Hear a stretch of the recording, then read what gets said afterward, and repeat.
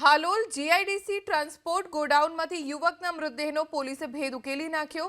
મજૂરીના રૂપિયાની લેતી દેતીમાં 3 મિત્રો સાથે મૃતક સીતારામ યાદવને ઉગ્ર તકરાર થઈ હતી, જેની અદાવત રાખીને કૃષ્ણા યાદવ, અમિત યાદવ અને સુનિલ યાદવે મળીને મોડી રાત્રે ઊંઘી રહેલા સીતારામ યાદવને દોરડાથી ગળે ટૂંપો આપીને હત્યા કરી નાખી। હાલ તો પોલીસે હત્યાના આરોપમાં 3 આરોપીની ધરપકડ કરી વધુ તપાસ હાથ ધરી છે।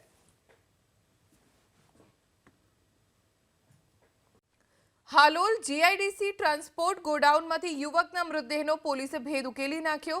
મજૂરીના રૂપિયાની લેતી દેતીમાં 3 મિત્રો સાથે મૃતક સીતારામ યાદવને ઉગ્ર તકરાર થઈ હતી, જેની અદાવત રાખીને કૃષ્ણા યાદવ, અમિત યાદવ અને સુનિલ યાદવે મળીને મોડી રાત્રે ઊંઘી રહેલા સીતારામ યાદવને દોરડાથી ગળે ટૂંપો આપીને હત્યા કરી નાખી।